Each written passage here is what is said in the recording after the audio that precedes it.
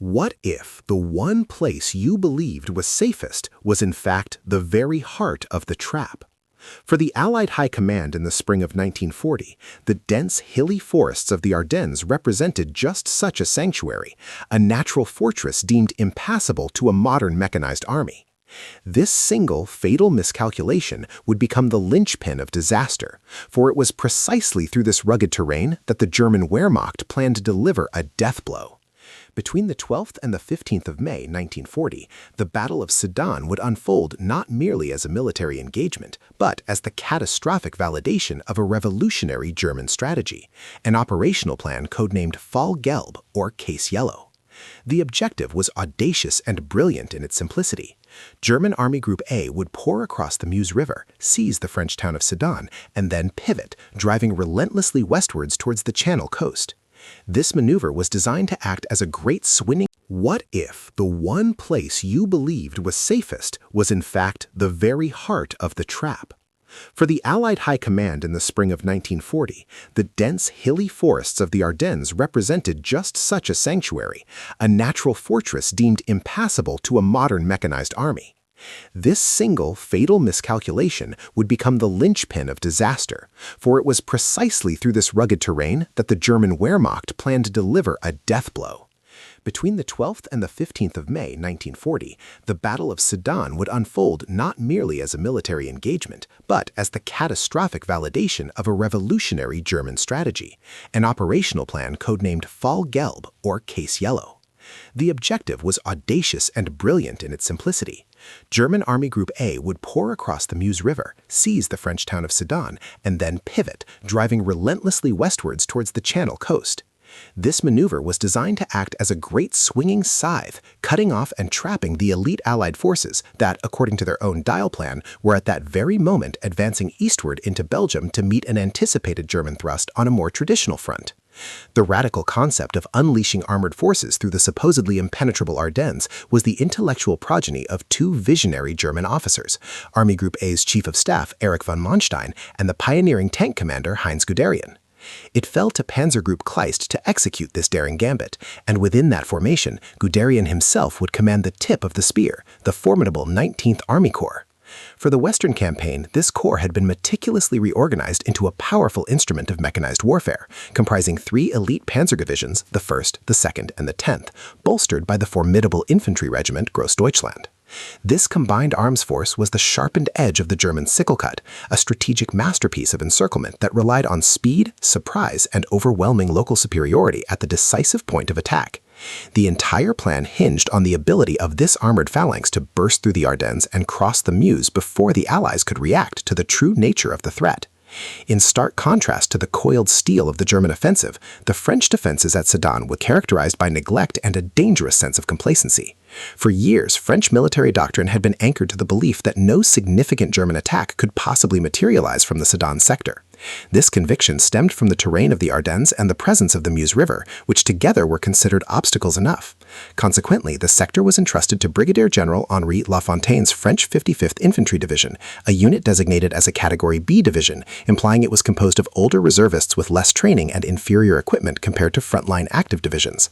It was a force ill-suited to withstand the kind of concentrated, high-intensity assault the Germans were about to unleash. Further compounding this vulnerability was the geography of the French fortifications. The famed Maginot Line, a chain of concrete fortresses and obstacles that was the pride of the French military, abruptly ended 20 kilometers or about 12 miles to the east of Sedan at a place called La Ferté. From there, the defenses became a mere extended line, a far weaker system that ran north behind the natural barrier of the Meuse River, a barrier the French tragically overestimated.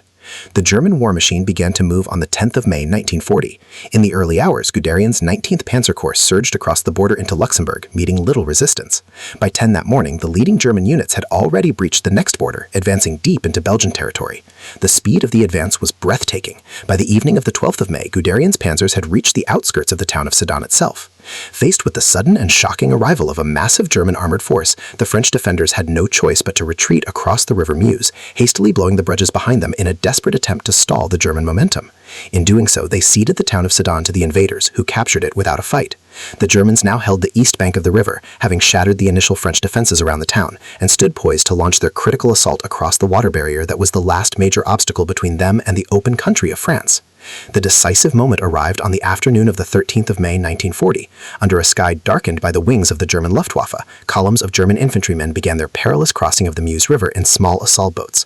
The French defenders, positioned on the west bank, were subjected to a terrifying and relentless aerial bombardment.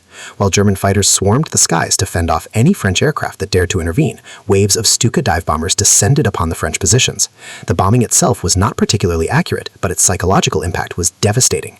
The terrifying shriek of the dive bomber sirens, followed by the concussive roar of explosions, sowed terror and chaos among the French soldiers, shattering their morale and paralyzing their ability to mount an organized defense. This aerial assault proved critical, as it effectively prevented the beleaguered French defenders from destroying the fragile bridgeheads the German infantry were struggling to establish on the western bank. Despite pockets of spirited resistance at several points along the river, the German infantry, heavily supported by both air power and crushing artillery fire, and aided by combat engineer teams who worked feverishly to prepare for pontoon bridge construction, successfully crossed the Meuse. They clawed their way up the riverbanks and penetrated the French defensive positions in several key areas. By midnight on that fateful 13th of May, the battle for the river was won.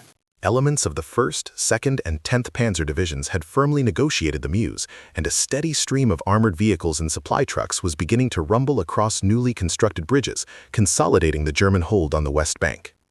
The establishment of this secure bridgehead by the 19th Army Corps was the turning point of the entire campaign. It was the strategic key that unlocked the full potential of the sickle-cut plan. From this foothold, German armor could now fan out, attacking northward to race towards the English Channel, and simultaneously preparing to swing southward to encircle the French forces still manning the Maginot Line. The Allied command, slow to grasp the magnitude of the disaster unfolding at Sedan, attempted to organize counterattacks against the German bridgeheads between the 15th and the 17th of May. These efforts, however, were doomed from the start, falling victim to crippling delay and confusion as the Allies struggled to redeploy their forces to meet a threat they had never anticipated. The German momentum was now unstoppable. On the 20th of May, a mere 5 days after consolidating their positions across the Meuse, the vanguard of the German army reached the Channel coast. Guderian himself, leading his forces from the front, was the first to arrive, completing the strategic encirclement that had been the goal of Fall Gelb. The breakthrough at Sedan was the singular event that led to the ruin of the Allied campaign in France. With their armies shattered, demoralized, and decisively split in two, the path to Paris lay open, and the fate of France was all but sealed. Thanks for watching. Please like, subscribe, and comment with your thoughts or next video ideas.